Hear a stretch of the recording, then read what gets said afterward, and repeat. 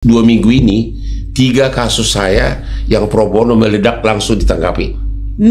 Ya, itulah hebatnya kalau Instagramnya Hotman Paris.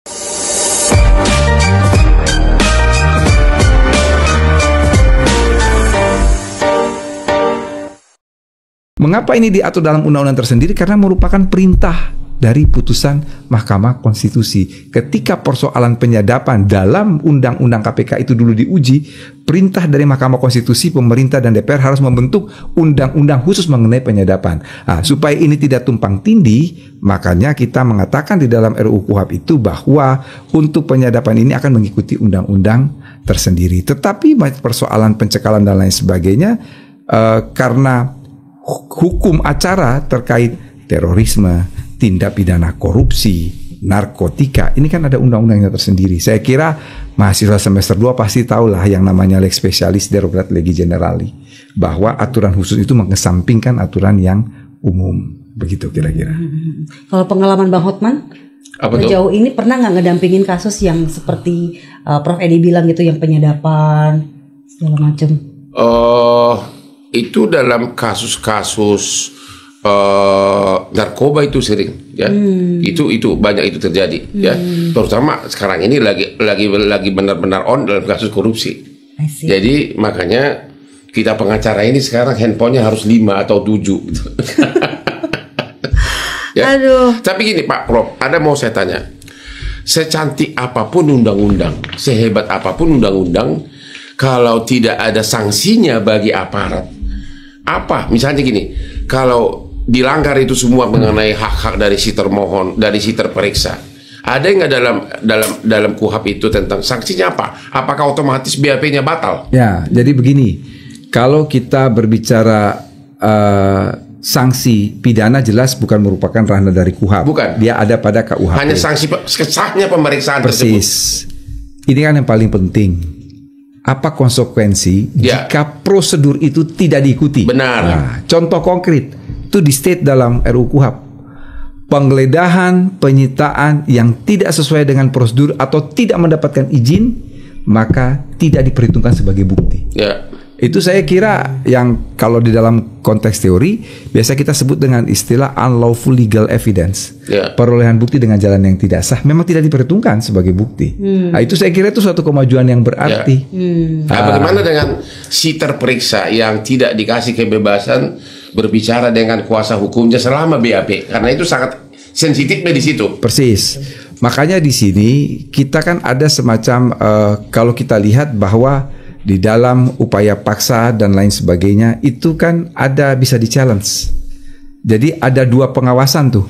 Yang pertama bersifat preventif, artinya semua upaya paksa itu akan dilakukan setelah mendapat izin dari ketua pengadilan, tetapi dalam hal-hal mendesak. Hal-hal mendesak itu letak geografis, tertangkap tangan dan lain sebagainya. Upaya paksa itu boleh dilakukan, tetapi ya kemudian meminta persetujuan. Kalau kemudian itu tanpa persetujuan dan lain sebagainya, dia menjadi objek dari peradilan. Mengenai apa yang ditanyakan oleh Bang Hotma, itu sebetulnya sudah diakomodasi ketika misalnya nih ya, dia tidak diberi kesempatan untuk berkonsultasi, dia dan lain sebagainya. Saya kira dengan adanya ketentuan yang mengatakan berhak mengajukan keberatan dan keberatan itu dilampirkan dalam berita acara, saya kira penyidik tidak main-main. Kalau penyidiknya tidak terima keberatan tersebut, saya kira itu yang harus dikomplain. Dalam pengertian, saya kira itu dengan ada ketentuan itu penyidik tidak mungkin akan main-main, karena dia akan dikontrol. Kalau kan dia bisa. Kalau bisa ditambahkan lagi bahwa kalau ada pelanggaran, BAP-nya tidak sah dan tidak bisa dipakai sebagai bagian dari berkas perkara. Cuman itu baru begini, kalau BAP tidak dipakai kan dia bisa BAP ulang. Tetapi bagaimana ketika ketentuan menyatakan bahwa tidak hanya didampingi loh, tapi juga berhak mengajukan keberatan dan keberatan itu dicantumkan dalam berita acara. Itu saya kira penyidik tidak akan main-main. Itu namanya apa? Ad informandum.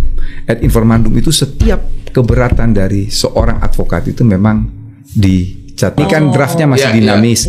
Usulan kita 2 Januari 2026 sama dengan undang-undang, sama dengan KUHP. Jadi kita ada waktulah kalau misalnya bisa ada waktu 1-2 bulan untuk sosialisasi. Ya kenapa buru-buru disahkan biar minimum sosialisasi itu kan penting. Ya, jangan berapa bulan lagi sosialisasi ini? Ya kalau ya biasanya normalnya itu ya 2-3 bulan lah untuk sosialisasi. Oh jadi ini belum ditetapkan, belum ya. Toh kalau ditetapkan kan masih. Saya kira ini juga mungkin pada forum yang baik ini juga ya. Saya kira saya harus mengklirkan beberapa hal yang selama ini diributkan di publik ya. Pertama ada miss ya.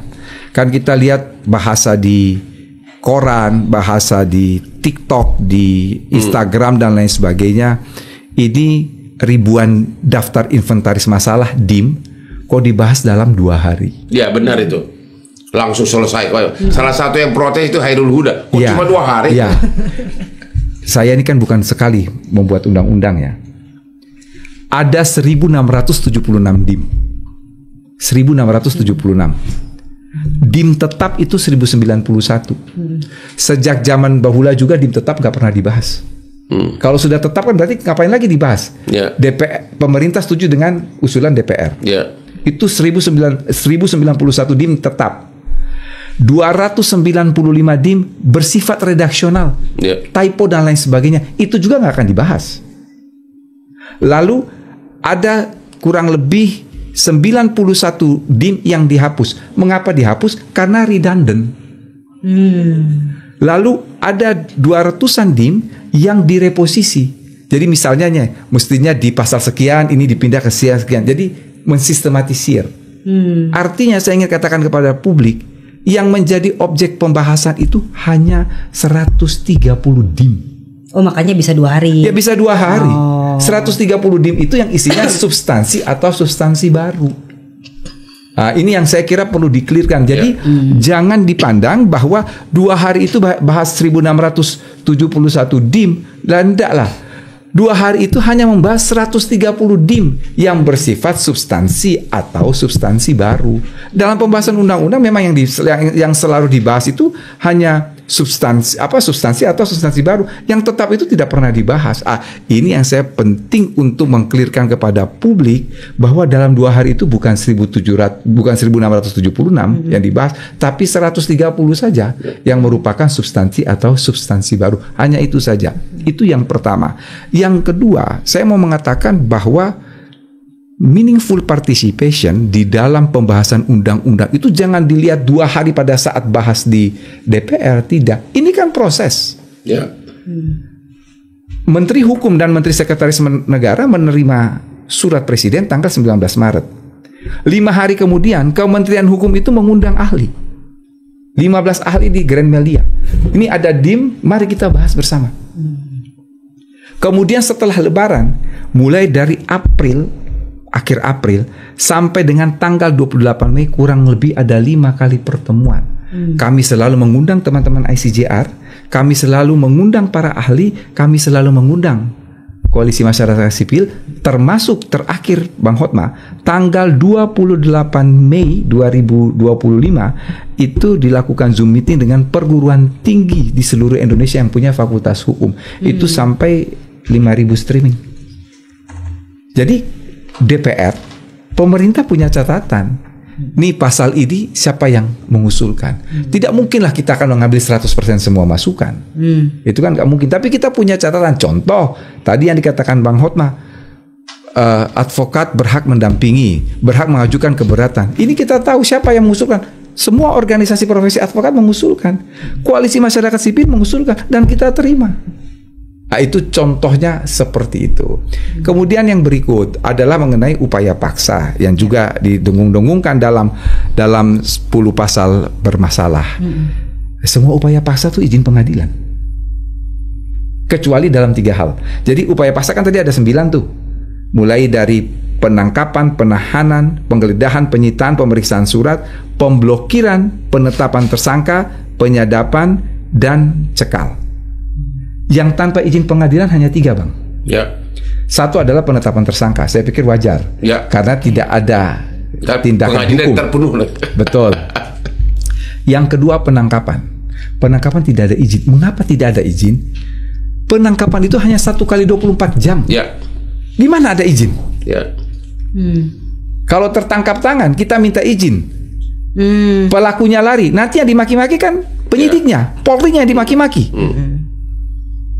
Jadi kita objektif saja, rasional saja. Makanya penangkapan tanpa izin. Yang ketiga yang tanpa izin ada apa? Cekal.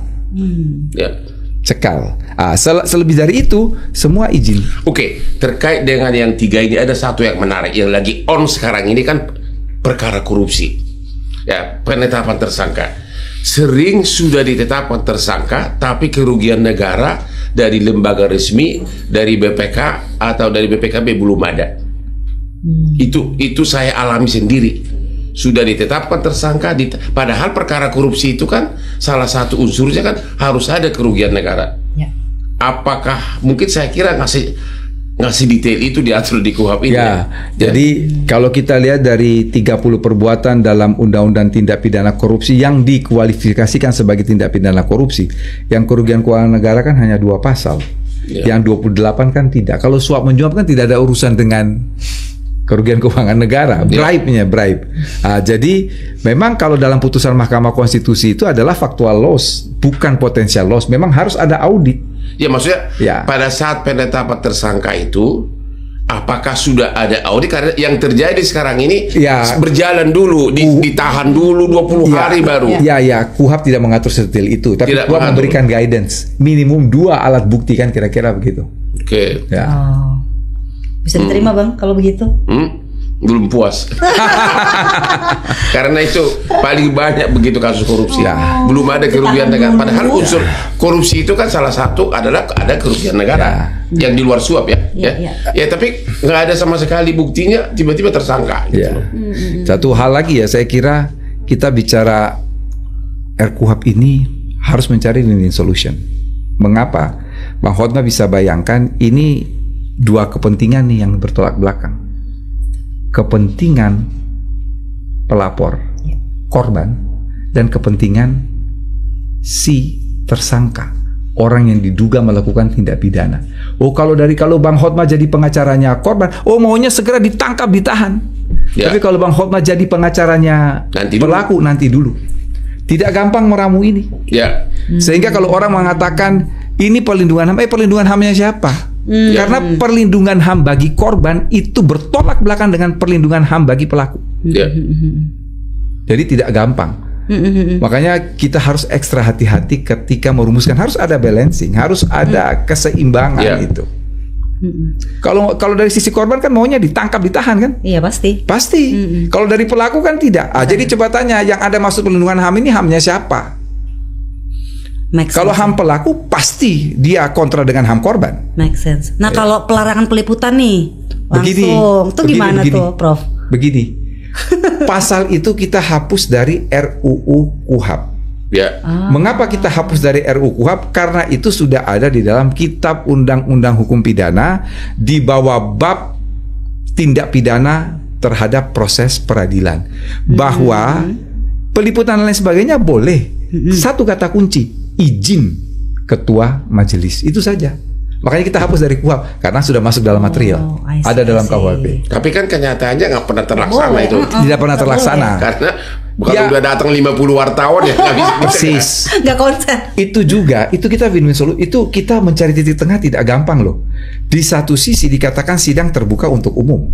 Kalau sidang terbuka untuk umum kan seharusnya pers tidak dilarang. Bisa lihat. Tetapi di sisi lain, coba Bang Hotma pasti tahu. Pasti hakim ketika katakanlah ada 7 saksi, pasti hakim periksanya satu-satu, dan satu saksi tidak boleh mendengarkan keterangan yang lain. Itu kan bohong itu. Dia kan bisa lihat dari live streaming. Ini ada 2 kepentingan berbeda yang kita harus mencari win-win solution. Jadi sekali lagi saya mau katakan bahwa membuat KUHP itu memang ekstra hati-hati. Ini saya alami langsung nih. Ini saya alami 3 bulan lalu di Mahkamah Agung Singapura mengenai peliputan ya. Ya, kita kan gabung dengan pengacara. Ini perkara perdata bisnis besar-besaran. Kita gabung dengan pengacara Singapura. Namanya kita pengacara dari luar langsung bergaya. Belum ada hakim, udah langsung video-video gitu kan ruangan ini. Ya, nggak nyampe setengah jam tiba-tiba datang polisi. Oh, nggak boleh. Polisi dari pengadilan itu.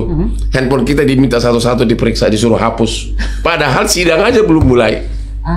Itu pengalaman abang di Singapura. Ya. Seketat itu. Ada pengalaman di Hong Kong. Di penjara Hong Kong itu tiba-tiba ada seorang di dalam tahanan yang dia dihukum hanya 7 hari, Bang. Ya. Tahu kenapa? Nggak tahu.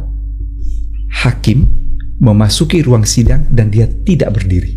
Tidak apa? Tidak berdiri. Nggak berdiri. Terlihat di CCTV. Ya. Dianggap contempt of court. Oh my God. 7 hari kurungan. Nah, ini perlu tuh tanya dong. Kapan contempt of court undang-undang ada di negeri ini? Contempt of court itu babnya dimasukkan dalam KUHP. Jadi tindak pidana terhadap jalannya persidangan itu sangat rinci sekali diatur. Maksudnya kalau contempt of court di luar kan hakim langsung perintahkan masukkan ke tahanan. Kalau di kita harus disidik dulu nggak?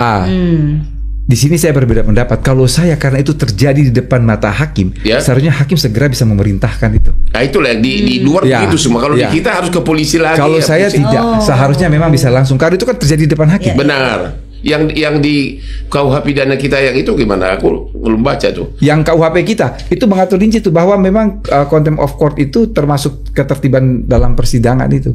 Dan itu memang kalau terjadi di depan hakim tidak perlu lagi lalu harus ada penyidikan dan lain sebagainya, karena pada seketika kan itu bisa. Ya itu di depan hakim kok. Ya. Bang Hotman, boleh dong ceritain dikit yang soal abang melakukan pro bono? Apa tuh? Kan ini kan kita bicara soal ini ya, kepercayaan publik ini kan sangat penting. Ini buat RUU KUHP juga untuk menaikkan lagi kepercayaan publik terhadap. Jadi gini, saya kasih contoh dalam 2 minggu ini 3 kasus saya yang pro bono meledak langsung ditanggapi. Ya, itulah hebatnya kalau Instagramnya Hotman Paris. Itu yang di Blitar, itu kasusnya udah berbulan-bulan. Seorang pendeta melakukan pelecehan terhadap 4 putri supirnya, ada 4 anak perempuan di bawah umur. Ya maaf kata pakai jari lah segala macam. Ada umur 9 tahun, ya sudah kita viralkan dan saya selalu kirim lagi ke Kapoldanya. Sekarang udah ditahan pendetanya. Itu Hotman 911. Yang kedua, yang kasus yang di Kuningan, seorang ibu yang sudah pecah ketubannya, sudah masuk IGD, kebetulan hari Sabtu nggak ada dokter, ditelepon dokternya nggak datang, dokter kandungannya, sampai habis sudah air ketuban, sudah banjir semuanya. Hari Senin baru dokternya datang kandungannya, pas dicek udah meninggal bayinya. Ya, itu juga nggak ada yang peduli. Saya viralkan langsung Pak teman kita Gubernur Jawa Barat ikut terjun. Sekarang baru hari ini saya dengar beritanya dokternya pimpinan rumah sakitnya sudah dinonaktifkan sementara. Yang ketiga yang itu nangis kita lihatnya, seorang gadis umur 15 tahun karena terlalu banyak pengangguran, dia mencari kerja dari online dan umur 5 tahun akhirnya langsung ada ada seorang agen dijemput, malah dibawalah dia ke Jakarta katanya untuk kerja di kafe. Tahu apa, malam kedua dijual ke 3 orang hanya selisih 3 jam. Itu cewek masih benar-benar masih istilahnya apa itu, istilah sopannya apa, masih perawan habis ya, benar-benar. Dan sekarang dia cuma 2 malam sih dia diminta pulang, sekarang hamil 8 bulan dari perbuatan itu. Jadi yang sudah masuk ke kita itu ini baru 3, sudah ratusan sejak dari 10 tahun lalu. Dan saya lakukan itu bukan karena saya mencari popularitas. Gimana ya, kayak air mengalir gitu loh. Itu benar-benar kalau ditanya, kalau bisa segini tebal kasus yang saya tolongin. Itu ya hanya dengan, jadi no viral no justice itu sangat efektif di Indonesia ini. Itu yang terakhir itu seorang ibu muda di Bandara Kuala Namu Medan. Dia naik lift, ada 2 pintu lift ini, masuk dari sini, keluar dari pintu sini, nggak ada lantainya, jatuh ke bawah lift. 3 hari dia di bawah lift, liftnya turun naik, dia apa terus ditekan sama lift itu sampai membusuk. Baru saya sudah busuk, barulah satpam baru tahu ada mayat di bawah. Kita viralkan, keluarganya dapat kerugi besar karena ternyata bandara sana BOT dengan pihak asing. Jadi pihak asingnya yang bayar. Udah deh, too much story kalau udah ke sana. Benar-benar banyak banget kasusnya. Dan bedanya itulah, saya melakukan itu bukan lagi mencari popularitas. Ternyata kalau kita melakukan yang baik itu, hati itu kerasa lapang gitu.